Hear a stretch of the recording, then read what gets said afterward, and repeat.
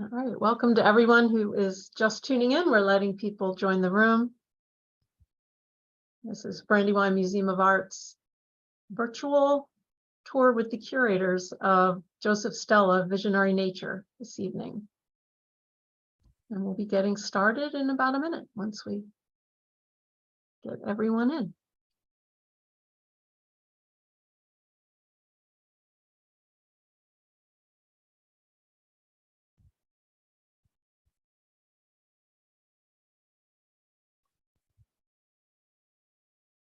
All right, I think I'm going to go ahead and get started with this evening's program. I'm Mary Cronin, the Director of Audience Engagement at Brandywine Museum of Art, and I want to welcome you to tonight's virtual tour of the Joseph Stella Visionary Nature exhibition. We will be recording the program, and the link to the recording will be sent out in several weeks once we edit the captions. And we do have closed captioning available on this evening's program. You can access that in different ways on different platforms or different devices. So just check your device for that symbol for the captions if you would like that. Also, during the program this evening, we're happy to take your questions. Please add those into the question feature. And at the conclusion of the presentation, our speakers will take some time and discuss questions that you might have. I also want to put in a little plug for the beautiful catalog for this exhibition. I think Stephanie is going to hold that up for us. It's really an amazingly beautiful, talk about a beautiful coffee table book, but this one also has essays worth reading. So not just beautiful images, but also some fascinating essays worth reading. So if you're intrigued after this evening's program, please look into the catalog. It's available through Brandywine's museum shop. So we're happy to have you pick up the catalog as well. So I'm going to go ahead and we'll be getting started. I'm pleased to welcome this evening Stephanie Heydt and Audrey Lewis to lead us on this virtual curators tour. And I'm now going to turn the program over to Audrey. Hi, everyone. I'm Audrey Lewis. I'm Associate Curator at this museum at the Brandywine, where the show is currently being held. Just wanted to introduce the co-curator, lead curator of this exhibition, Stephanie Heydt. And she is the Margaret and Terry Stent Curator of American Art at the High Museum of Art in Atlanta, where her responsibilities include the High's very diverse American collection. Previously, she held positions at the Gulf Coast Museum of Art, Harvard Art Museums, and the Terra Foundation for American Art. Some of her previous exhibitions at the High include Romare Bearden's Profile Series, Go West, Art of the American Frontier from the Buffalo Bill Center of the West, and Rising Up, Hale Woodruff's murals at Talladega College. She's a graduate of Cornell. She earned her MA in art history from University of Chicago, and her PhD in art history from Boston University. So I'm really pleased to be with Stephanie tonight. Just some background, this exhibition began, the idea for the exhibition began in 2018 when our director at the Brandywine saw several works by Stella that focused on nature. So that propelled him the idea of maybe we could do something at our venue, and then we joined with the High, and it was with the exhibition jumped from 50 works to 84 on our end, and then the High had much more room, so they filled the gallery with more Stella works. So I'm really pleased to have that outcome. So if you know Stella at all, you may know him as the artist, pioneering artist, who was known for his urban industrial scenes, modernist interpretations of the Brooklyn Bridge and Coney Island. And so this exhibition is not focused on that at all. We're focused on the nature subjects. Nature was a predominant theme in his lifetime, really, but it hasn't been studied really at all. It's been studied in conjunction with the rest of his career, of which the last retrospective was 1994. So it's been 30 years really since Stella has been explored in a museum setting, and this is the first one to focus on nature. So this was a lot of new research being done, and beautiful paintings that haven't been seen for many, many years. So I'm going to begin with just a little intro to our gallery at the Brandywine. This is our title wall, as we call it. And now I'm going to show you a little video of the installation.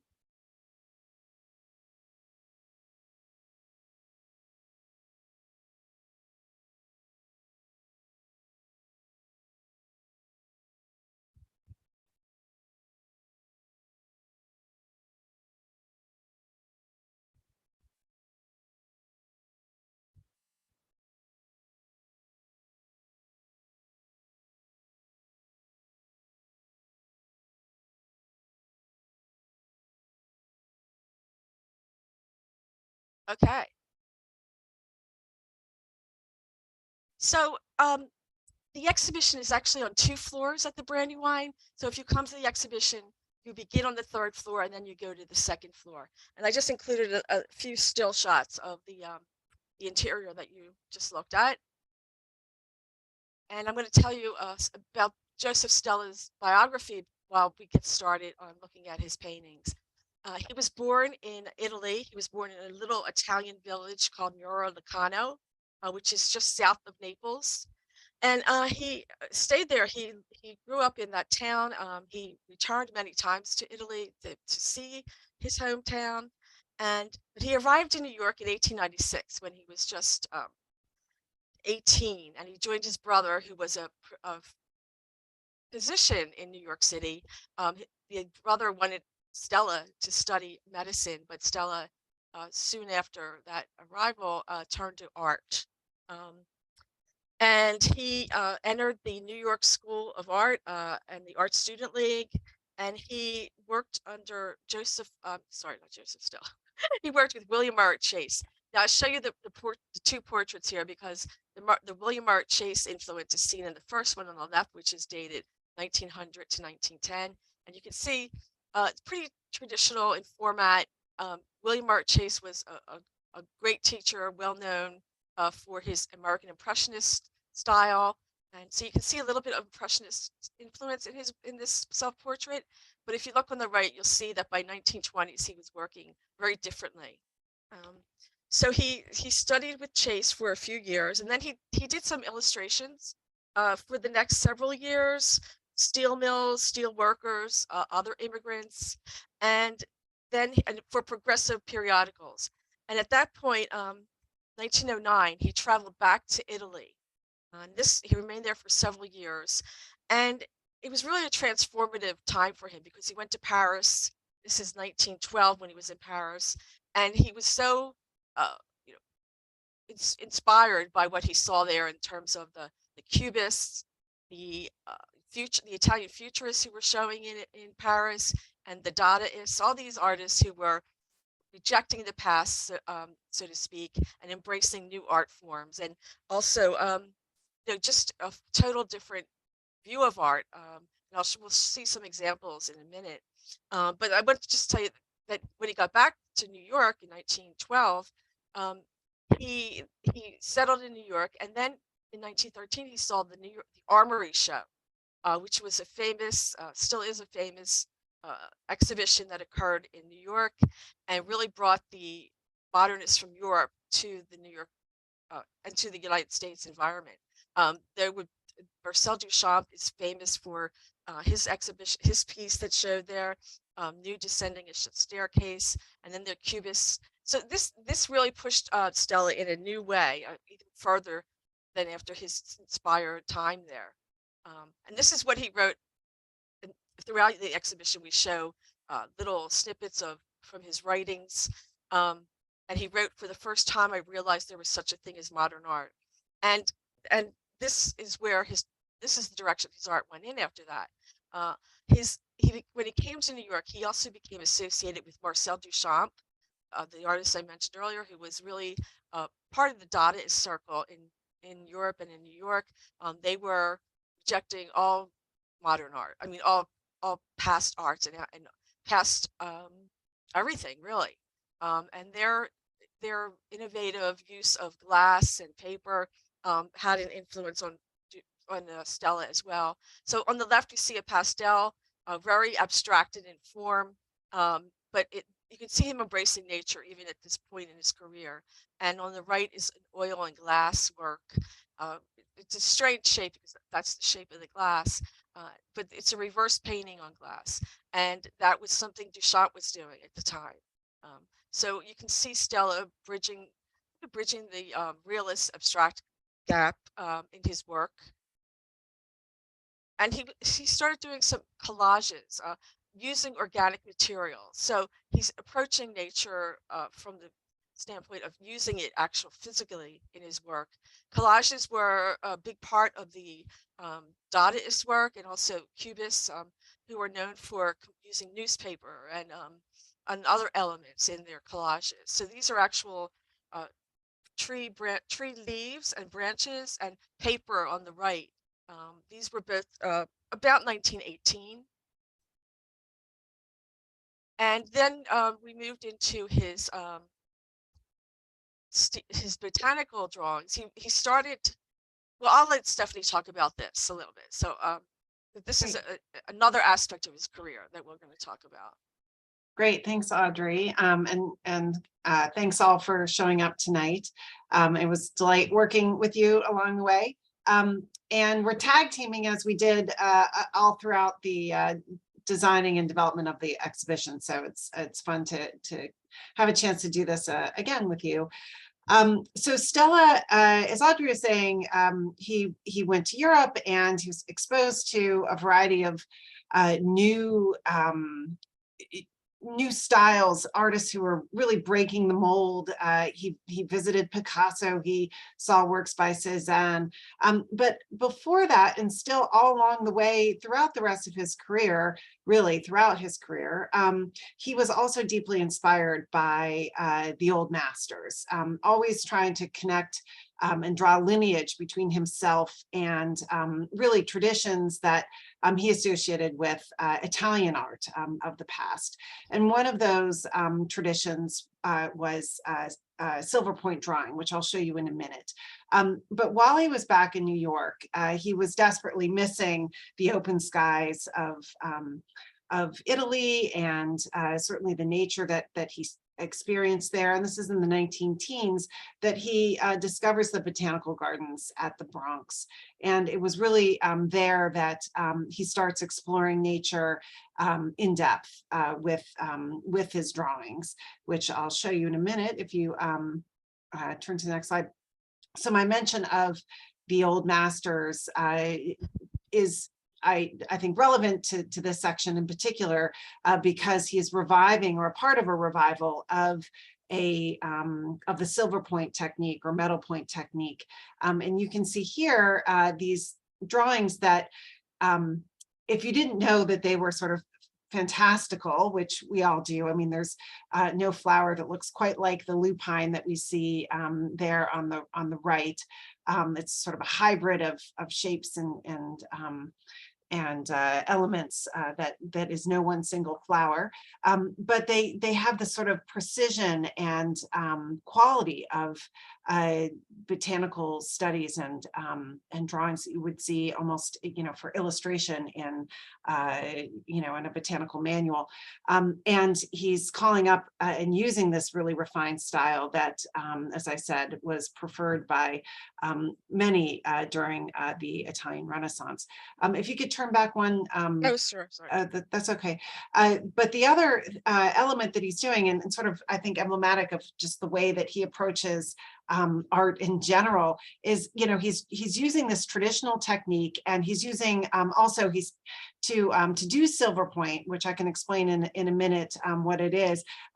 You need to have a prepared paper, and he actually would do this himself by reviving formulas that were used by the old masters, and then you use a metal point stylus to draw across the page, and it captures some of the silver, which then over time oxidizes and changes, and it turns into this sort of beautiful, very refined fine line, which allows for incredible precision. So he loved this, but at the same time, he's making these fantasy floral combinations, these hybrids, which have a total effect of sort of a surrealist statement. So he's combining the sort of modern gesture of surrealism with this historical and traditional technique, which I think really says a lot about his own approach to art throughout his life, where he's always combining this modern notion of himself with and his art with traditional lines back to the past, shall we say. Next slide, please.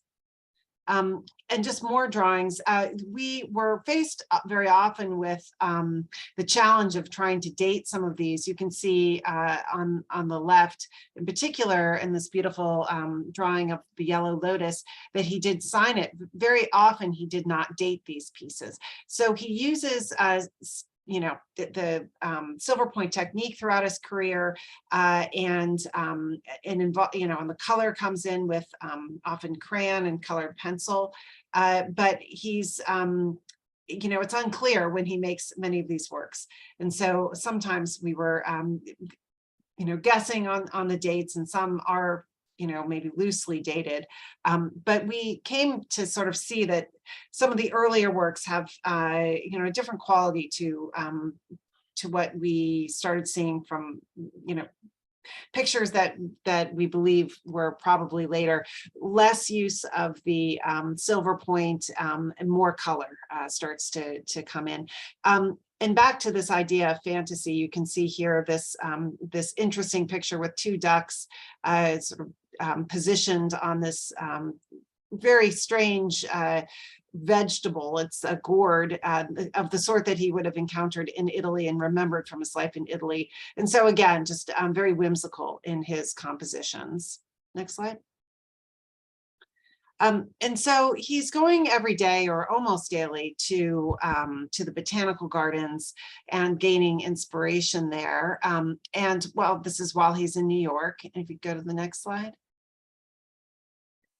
And he has an epiphany as he's, traveling around New York, and decides that the first major canvas that he's working on, he's already sort of gained a reputation at this point for exploring some new modern subjects, particularly Coney Island, and he does this using sort of futurist approach, very abstracted and really capturing the sensations of this amusement park. And he applies this approach to the iconic Brooklyn Bridge, which you see here on the right, his first sort of major large canvas. It's a 7-foot canvas, really impactful and very, as you can see, abstracted and angular. And for him, it represents his first sort of impressions of not just New York City and arriving there as a young man from Italy, but also the impressions of what it feels like. He was trying to capture the sensations of what it feels like to be on the bridge, to experience the bridge. And so he's painting this while he's in New York. And as he's painting it, he has this epiphany one day. He's near the bridge, he's in Brooklyn, and this is where he's living at this time. And as I said, he's going back and forth to the botanical gardens and sort of having all sorts of experiences within the city, but deeply missing Italy once again. Of course, it's the 19-teens. He's not able to return to Europe at this time because the war is going on. He starts working on the Brooklyn Bridge around 1918, we believe. And he has this epiphany while he's in Brooklyn. He sees this little tree trying to grow. It's a weed, really, that's growing in the cracks of a sidewalk under the shadow of what he describes as a factory in Brooklyn. And he sort of he sees himself in this tree as this growth, this organic growth that's growing in spite of or despite the city environment and being shaded out by the sun. And so this leads him to imagine another painting, a pendant painting for the Brooklyn Bridge, which is the Tree of My Life, which he paints around the same time, or actually just after, and they debut together at a gallery in 1920. And they, although they look very different, they're exactly the same size, and they have a very similar organization of their compositions, right? You have this sort of center elements with the tree and the bridge structure in the middle of both, and both also have this this red flame at the base. In one, it's a flaming lily that is meant to sort of suggest the sort of the pulse of life for him in Tree of My Life, and in the other, it's this this garnet and this orb that is also meant to sort of suggest elements of life in the city. But if one is all organic, the other one is angular, and of course, if one is sunlight and blue skies, the other one is nocturne. So it's these two spheres that he's developing, and they become really emblematic of the paths that he claims that he's taking in his art. One, you know, being an exploration of nature, and the other of the city. Tree of My Life, we can read also as really a self-portrait of sorts. The tree itself is an olive tree, which of course is associated with Italy. The form of it, the profile with the sort of bulbous point that sort of rolls out toward the base, some people say is reminiscent of Stella's profile himself. He was a bit rotund and squat and sturdy, and he described him as that. And then you can see he's included more Lucano in the top right area, sort of a reference to his hometown. And then you can even see this sort of architectural filigree or structure at the top right of the painting, which might refer to the spaces of the botanical gardens, which our colleague who contributed to the catalog, Carly Wolzerbacher, points out in her essay. It's really, I thought, insightful interpretation of that element. And then of course all these floral elements that really make their first appearance in many cases in this painting, and then repeat as themes throughout, one of which you can see the heron off to the right. You see swans, the goldfish that Audrey was just showing us make an appearance in sort of the middle right. Nope, you were near it. If you go up about a third of the way, there you go, that sort of blue little section there. You see crotons and lilies. So this painting was really an announcement of Stella's intention to embrace nature and themes from Italy and from, you know, his inspired by his life. So it's a major canvas that really just came to light in a public sense only in the last few years. It was in a private collection for many years, and that was part of the inspiration for the exhibition, was that we knew that if we could include this this painting in the exhibition, it would really be a wonderful new exposure to Stella for many audiences. Next slide, please. Yes. Oh, I want to go back. I just want to go back to that just for a minute. And he exhibited both of these together in a gallery in New York. So they were almost like a pendant, a pair, as you said, Stephanie. You know, one is this and one is that. And I just have to give you a little bit of background for our museum, in that we, unfortunately, were not able to bring this Tree of My Life into the museum because of our smaller doors and our passageways. And I'm only telling you that because I don't want you to come and expect to see it. But we do have a full-size reproduction of it, very well done, and we discussed the context of his career just as Stephanie did. But I didn't want to give false advertising to that. But it's a beautiful painting, and it's stunning in its scale as well. So at World War I happens, and then the second visit to Italy by Stella was delayed a bit. He didn't get there back until 1922, after his time there in 1909 through 1912. And so he was longing to go back, and he would go back very often in his lifetime.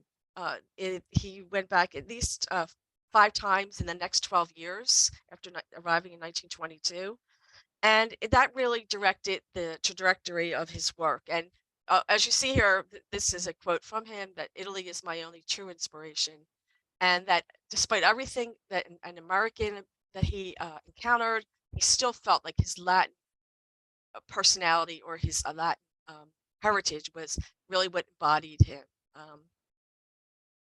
So he started painting in nature again, but landscapes that incorporate Vesuvius often. Vesuvius was, of course, in Pompeii and not near, I mean, Naples into Pompeii. It was near his home in Morilacano. So it appears in so many of his paintings in the background that it becomes symbolic, I think, of him and of his love for Italy. And this one on the left is Neapolitan Song. And it's viewed through this wonderful palmetto leaves. And this, as we just discussed before, a kind of fantastical combination of this tree on the right and the bird, which is, totally out of place, but really speaks to his heritage, I think, to his Italian heritage. And you'll see this hyacinth. So everything's large. I think this is actually a plant. Am I right, Stephanie? Did we ever identify this? No, I mean, some of the plants, of course, you can identify, and others, they're just complete fantasy. Yeah. And yeah, either a hyacinth or a lupine. It looks awfully like the lupine we were just looking at, which suggests, on some level, and we got this question when we were touring in person last week, if he used some of the drawings as studies. And I would argue that some were complete works of art in and of themselves, and others might have been related to some of his paintings and some of the floral elements within them, but not studies per se. But he certainly returns to the same forms again and again. So if you lock your eyes on that that blue flower, you'll see it again appear in later pictures, and it's kind of fun when you go see the exhibition to find the various versions of the flowers throughout. Yeah. And Vesuvius too. It appears. Oh, the Vesuvius, right? The Bay of Naples becomes a theme, and he, as Audrey, as you were saying, and he compresses these spaces almost in a way of announcing his identity. So he wants to sort of squeeze in things that you couldn't have seen necessarily in the same view. At times, he does this just so it really sort of marks as Italy. Yes. So we have a whole section on Italy. Most of these are Italian subjects.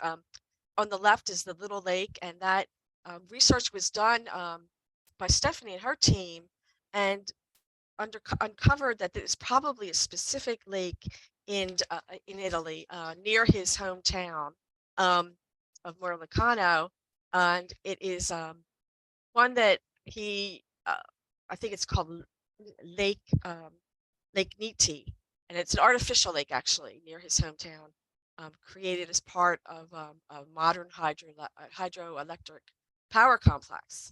But he captures the nature in this as well. The rocky cliffs, this wonderful tree that is growing at the center, very highly stylized, and the moon in the background, and then in the back hills and such. And to the right is tree, cactus, moon. Again, we see the moon, and an abstraction of form is, as Stephanie was saying, it's almost compressed with the moon in the background, fronted by this beautiful cactus that is way out of scale compared with the tree. And then this wonderful red ground that just contrast so beautifully with the colors of the sky and the tree. I'll also mention, because we're not in person here, the scale of all of these. I mean, he worked on a grand scale. The gouache on paper, Tree Cactus Moon, I expected to be rather diminutive, but it's really the same scale as all the paintings around it, about you know, almost maybe 3.5, 4 feet large. It's quite impressive. And so you know, Stella worked with great bravado and very often on a very large scale, which is impressive. Yes, and the little lake is a large painting as well. It Yes. really matches well with Tree Cactus Moon. And these are both about the same size as that as well. And on the left is what called lyrebird. And that is a real bird, not one that came out of his imagination. One that I really wasn't familiar with at all, but it is a songbird that's native to Australia, and it was under the threat of extinction at this time. So it aroused great interest in the bird, and there were scientific publications and popular songs about it. And also the bird has this very distinctive sound. So he may have come across it through taxidermed specimens that are in natural history museums, which you visited in New York. And so I think also he was attracted to the sound that it made. He would know what the sound was. It's if you have a chance, go online and look up lyrebird, and you'll hear how you know, it's really remarkable sounding. And throughout his life, he was very interested in sound and music especially, and we saw that under the title Neapolitan Song that we looked at a little while ago, and other works named for musical themes. And on the right is a fountain, and it combines these familiar works, familiar motifs like the bird, the swan, and the lotus, and this wonderful fountain at the middle, and this in the background, something that he's again stylized, that something from nature that he then made fantastic. And he was like this throughout his career, and I think that critics were responsive to these paintings. He had some really big support in New York with a critic named Henry McBride and Catherine Dreyer, who was a collector and a real advocate for modern art. So even though these works seem strange, they were part of the avant-garde movement, and that he was such a strong member of. And so then he did the series of Madonnas. About 1926, he started on this series. I guess there's about 5 of them, wouldn't you say, Stephanie? Yeah. Yeah.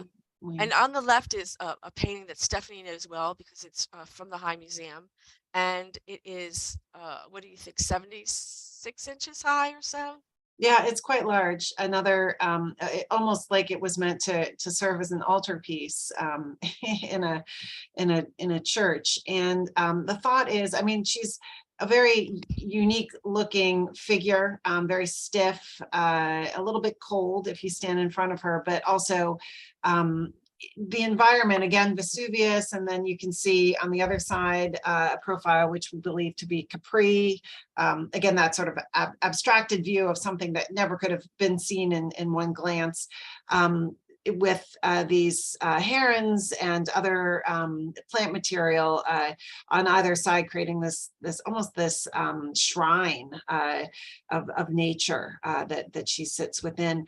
And it's thought that I mean, I've spent a lot of time trying to imagine, you know, what his influence would be for this, but it's thought that he probably is looking at the vernacular churches, the little country churches in and around Italy, especially southern Italy, and the effigies that you would have seen, the wooden carved Madonnas, especially of the type that would be brought out during ceremonial days and parades through the village, where the sculpture itself would be painted and very colorful and carried around through town as part of these ceremonial processions.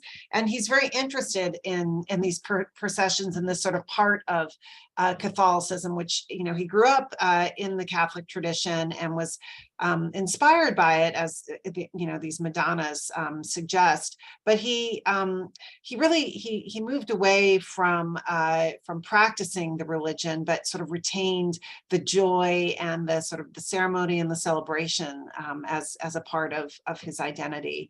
And these works are also really curious, or maybe avant-garde, if you want to think of it that way, for the fact that he's bringing them back to the United States at a time when anti-Catholic sentiment and anti-immigrant sentiment is really peaking again in the 1920s. And so with this, he's announcing his identity as not just, you know, as an Italian painter, but also, you know, as one that has sort of Catholic roots. And so they weren't necessarily all that well received. People didn't know what to make of them. But he's really embracing folk traditions. And as I said earlier, he's always looking back to the past to find a connection to the old masters. But in this case, he sort of skips over the high Renaissance and goes to the early Renaissance, looking at painters like Giotto and Masaccio with a more simple, almost archaic style and line that sort of comes forward in these sort of archaicized works. So he's deliberately making this style something that feels almost ancient. So this is another quote that from him, and it gives you a sense of his writing, which we didn't really talk about too much, but he was a prolific writer and wrote prose and poetry, and he's very dramatic, right, Stephanie, when you say, to refresh and rebuild my chromatic vision, I went to the flowers to learn the secret of the vibration of their colors. And this is best exemplified in, I think, in this painting that's coming up, Flowers, Italy, where it's almost again like a church with these flowers representing the parishioners kneeling before the altar. But every flower from all over the world is part of this, even though it's called Flowers, Italy. But as Stephanie said, you know, he was looking at the botanical gardens. He was also visiting other places.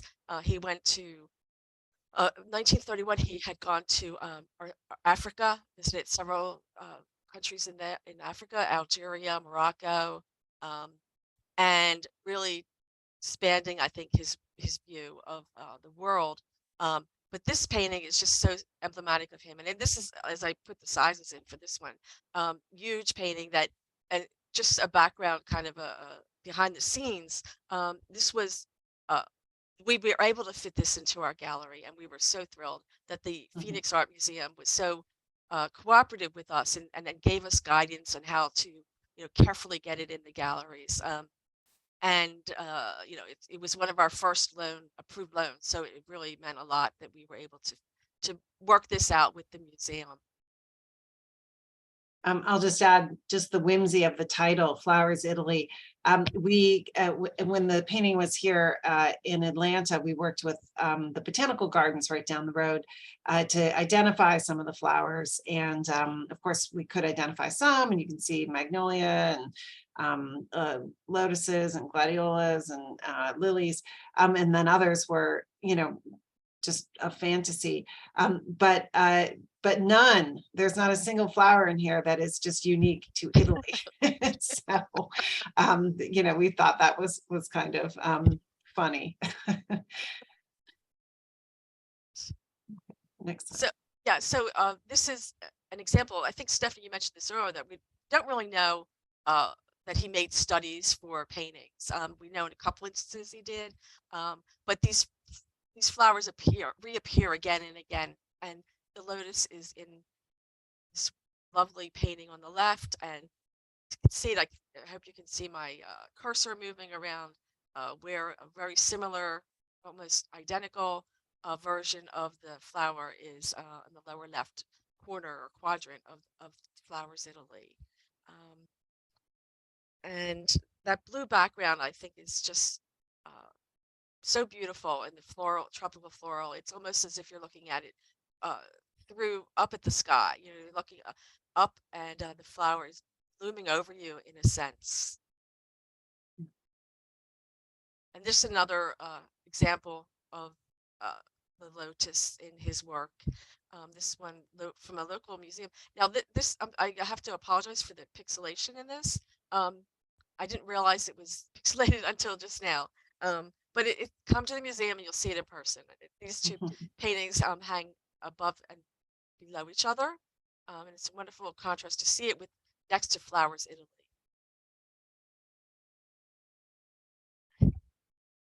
And this, yeah, go ahead, Stephanie. No, I was just going to say, again,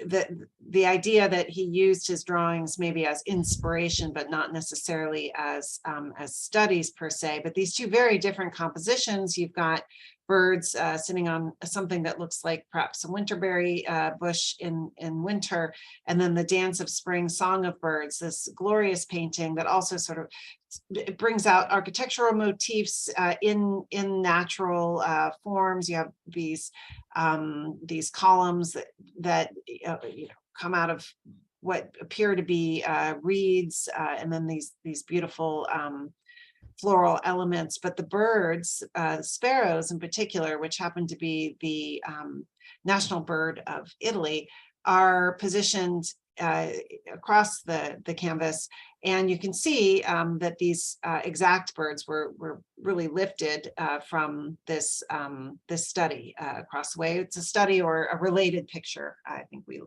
choose to call it that. Yeah. And then also, if you remember back to the lupine drawing, you can see those almost spires that are branching out from the sort of central, the column there that might relate to that earlier drawing as well. So we imagine some of these drawings may have stayed in his studio. They might have been available for him to take a look at, or maybe he had other versions of them. We're not quite sure. So that part of Stella's practice is still a mystery. Yeah. And this was painted about the time that he went to Africa. This particular painting, critics of the day when he came back to the United States, some of his African work was shown, and they all remarked that there had been the critics, that is, remarked that there seemed to have been a change in color palette, that it had darkened, and whether that is reflective of his trip, we just don't know. But this particular work is interesting also because it was inscribed to, dedicated to Marcel Duchamp, whom he gave the painting to, I assume, gave it to Marcel Duchamp. It was in his collection before it made its way to these private collectors. But seeing it in the gallery is really remarkable in the sense that you really see a lot of layers of paint in the flower. It's so heavily painted. It's almost sculptural in feeling. And you'll notice that red flowers appear often in his work. This is another one coming up. This is a study on the left, red amaryllis, and then wonderful painting that actually is, as you enter the gallery at the Brandywine, is the first painting that you'll see. And it's really remarkable that that this one is so close to the red flower final work of Crystal Bridges. That you don't usually see that in his practice. At least we haven't found it to be so. And did you want to add anything about? Well, I was going to say that I think red amaryllis was still in his collection. It's now in the collection of a descendant of Stella. So it's possible that this truly was a study, and he kept it as that in his studio. Yeah. Just move on. Yeah. Oh, this is a good one. Yeah, and I just wanted to bring in, I'd started the conversation around the two spheres of his art, which he described as swinging on a pendulum between nature and the city at any given moment. And I would say on occasion he was asked to repeat the Brooklyn Bridge theme, and he explores various styles. But what's consistent throughout both his bridge paintings, which he makes 6 major bridge paintings over the course of his career. What's consistent between these bridge paintings and the his major works of floral subjects, of which a red flower is one. It's also a very large picture. These two are about the same size, I'd say about 5.5 feet tall. And you see, when you look at them closely, you start to see some of, again, like the compositional or structural elements that that cohere between the two. These are painted 10 years apart, but you have that that central core elements that sort of emanate out from the center or embrace the center. So the birds on either side and the cables. So there's a language he's developing. And even though he uses maybe a different dialect in each dimension, there's a connection between them for sure, probably in you know, not only visually, but also I think for himself emotionally. Next slide. Oh, so this section is really about his trip back to, not back to, but to Barbados, 1930, late 1937. But just before we talk about that, he arrived back in the U.S., I think around 1935. And for the next several years, his career kind of waned. It was partly due to the Depression in America, and then it really affected artists as well as everyone else. And also tastes had changed a bit. There was more interest in social realism and subjects that were relevant to the subject of you know, workers and steel workers, and that sort of I guess that sort of theme, a subject, didn't appeal to Stella at all, although it had early in his career that he had actually embraced that. So his work, his florals and his fauna, they weren't attracting so much attention as they had been. But he made this trip back to Barbados with his wife, who was born in Barbados. Now, they had been married in 1906. They apparently met at an art class that was being taught by William R. Chase. And they weren't together for very long, it seems. They separated. They didn't divorce, but they led separate lives for many, many years. We don't really know their circumstances, but I know that his wife, May Geraldine French, she was working in Philadelphia at some point as a domestic. So they were really apart. But she was ill in about this time, 1935, and Stella and she made this trip to Barbados, which was her home, where she was born, and she stayed there until she died about 2 years later, and Stella stayed for several, maybe 6 months, but it really affected him and kind of revived him a bit, and as he describes here, he saw Barbados as a magic island. And while he was in Barbados, he painted some local women, and this palette really brightened up, I would think, in comparison to some of his 1930s work. And it was largely due to what he saw on the island. He was so amazed by the beautiful sky, the tropical air, the light, the color, and he he really painted just not people, but landscapes. You don't really see landscapes so much in his other work. We didn't really include many of them, but there's not a lot. But there in Barbados, he did these wonderful little landscapes in pastel. And on the right is a banyan tree, which is not found in the United States, maybe found in Barbados. This could be another type of tree that was found there, but this was the inspiration for him to paint this tree, 1938. So he was there for several months, and here's some more work that he produced there or when he got back to the United States. And it has this nice feathery quality, I should say, in his treatment of the whole surface of the painting. The one on the left is a pastel, very, I guess you'd say, in a way it's impressionistic. I don't mean like Monet impressionistic, but it's like he was doing this very quickly, I think, and while he was there. And while he was there was an article in a newspaper about him that talked about his career, and he was greeted like a kind of a star celebrity when he went to Barbados. But as he returned to New York after that, 1938, and as I said, his wife stayed, and she died the following year. Okay, now why isn't it moving? Okay, here we go. So this begins, the light gay painting of the flower begins in our second floor. So you can leave Barbados and you go down to the second floor where you see this wonderful arrangement of more intimately sized paintings. So I'll let Stephanie talk about this a bit. Yeah, I think it's wonderful. At the Brandywine, they conclude the exhibition with a room just full of flowers, which seems very fitting. Certainly, given this quote that he writes, that he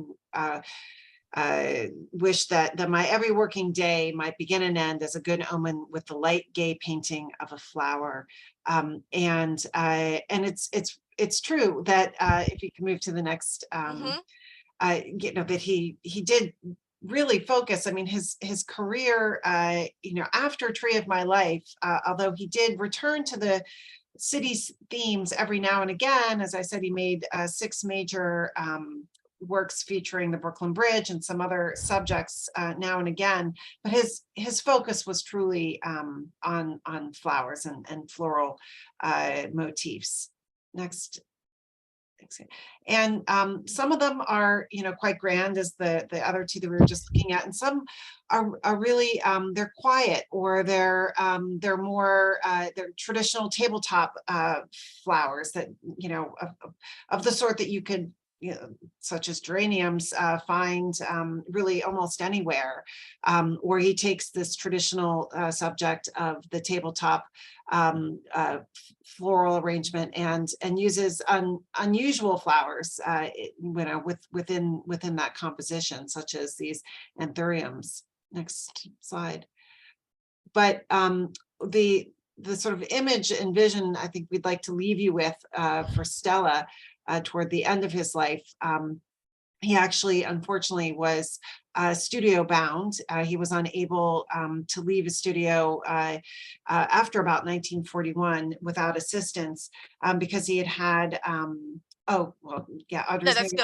I'll jump to 1940 so you can. Yeah, it's good. I mean, so because he had, and you can get into it a little bit, but he had a heart attack.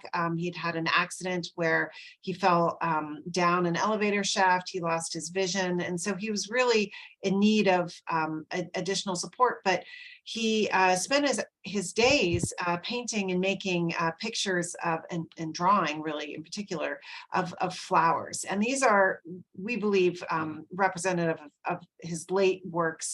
And according to one of his closest friends, Charmine de Vigran, who was also an artist who was a practicing artist at that time and very dedicated and devoted to Stella, said that the experience of going to visit him in his studio, her image of him, lasting image, is of him sort of seated in the middle of his studio, on a stool with a canvas in front of him, or a sheet of paper, and he's putting the final touches on a drawing, while all around him are pictures of flowers strewn all about, and that walking through the studio was like walking through a garden, because there were just flowers everywhere. And so that, to me and to Audrey, I think really felt like that Stella was truly dedicated to this subject, and it was really truly worthy of exploration with this exhibition. And this is a beautiful drawing to end on. So, and I know we are a little bit late, so but we have about 6 or so minutes for questions. And Mary or Steph, are you going to read the chat? Are there any Q&As? Sure. Well, we got one remark making a connection between O'Keeffe and her inspiration from nature and New York City and Stella's work. And absolutely, they were aware of each other. They were not necessarily in the same circle socially, but they did of course know of each other's work. And it is interesting that I think O'Keeffe was really working on and trying to explore the city around the same time that Stella is diverging into nature subjects. And later in life, O'Keeffe is asked if she had been inspired by Joseph Stella and his interest in nature and their flowers. I mean, they're both doing large scale, large format imagery of flowers close up. And she said, indeed, they were aware of each other, but that they were each on their own path. So that's interesting, but worth perhaps more exploration. Yeah. The next question is, when was the last time he visited Italy before he passed? And did he do any last works there? Audrey, do you want to take that on? I don't know that we know that what the last works were there that he made there, but I think the last visit was in the 1930s. He had gone over there in 1929. He spent some time in Paris, and then, as I said, he traveled to Algeria and Morocco, and then he went back to Italy, and then came back to the United States. He arrived back in the States about 1935, I think.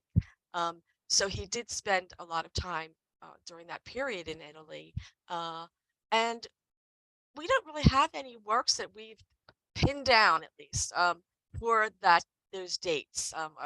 It'd be lovely to find out more. But because he didn't date his work, it's always a little bit of a trial and error to try to put the work into the context of. I would also add that he's also often painting from inspiration from memory. I mean, we don't know even if the Italian themed pictures were made in Italy or if they were made later after he returned, because of course he continued to explore some of those subjects. And one of his Brooklyn bridges, we know, was painted while he was in Paris because he wanted to include a Brooklyn bridge in an exhibition he was invited to join, but he didn't have one handy, so he created one while he was abroad. Another question is, did he ever work from photographs of flowers or only memory? We don't have any evidence that he had photographs of flowers, but of course it would have been possible because there are plenty. And he would work from memory and then probably also from actual flowers. I believe there were some descriptions of flowers being brought to him into his studio, but do you know anything more, Audrey? I don't. I have never read anything about him using photographs. He seems to have really liked that connection, direct connection to nature, being present with nature.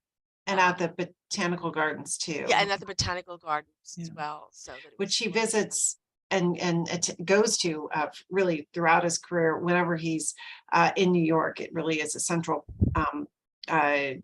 place for him to visit. And for a period of time, he lived across the street from it in the Bronx. So, any additional questions? I think that's it. We have a few questions actually in the question area.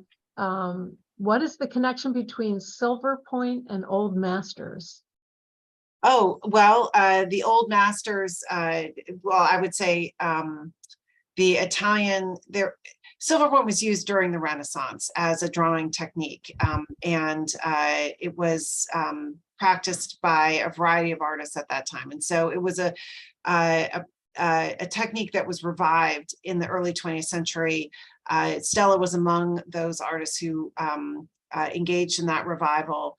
Marston Hartley was another one, and that's the connection. It was used by artists, not just in Italy, but in Northern Europe as well, as a drawing technique. Someone wondered if Joseph Stella might be related to Frank Stella, another noted artist. I don't believe we've ever found any connection to them, but many people have approached me and thought that we were doing a Frank Stella exhibition. So, in fact, I went in the gallery with somebody last week who came specifically to preview the exhibition, and when we got in there, he was very surprised, yeah, thinking that he was going to encounter Frank Stella's work. So I also, just to be safe, I mean, we did our due diligence, but I did also ask a descendant, and she said, no, absolutely, there's no connection. So. All right, and then we have one last question. Someone said that some of his works look influenced by Bosch. Is there any evidence for that? Could be. He was certainly looking at Renaissance and subsequent Baroque artists and pre-Renaissance artists. So it's very possible that he would have seen the work in museums. Tree of My Life in particular has that kind of almost strange layering of details in a way, and many, when that painting was on view at the High, many also made that connection as well. And I believe Barbara Haskell, who did the 1994 exhibition at the Whitney, describes it in those terms she uses. I think she mentions Bosch. And I should also mention that 1994 was really the last major exhibition on Joseph Stella. So this is really the first time in the 21st century that a large collection of his work has been pulled together on view. All right, well, I want to thank you, Audrey. In person. Oh, go ahead. I was just going to say, please come in person. The exhibition's up. That's what I was going to say. Please do come see this exhibition. It's on view through September 24th at Brandywine. And it really is, it's an amazing exhibition to see in person. Just the colors and the scale, as Stephanie noted, the scale of the works is so surprising. And you just feel surrounded by color and flowers, and it's really a beautiful experience to see. So I want to thank you, Audrey, and thank you, Stephanie, for sharing this virtual tour tonight with Brandywine's audience on Joseph Stella, and I look forward to seeing some of our visitors in the galleries. I'll remind people that we did record the program, and we will send out a link. It'll probably be in about 2 weeks to the recording. So thank you. Thank you, Mary.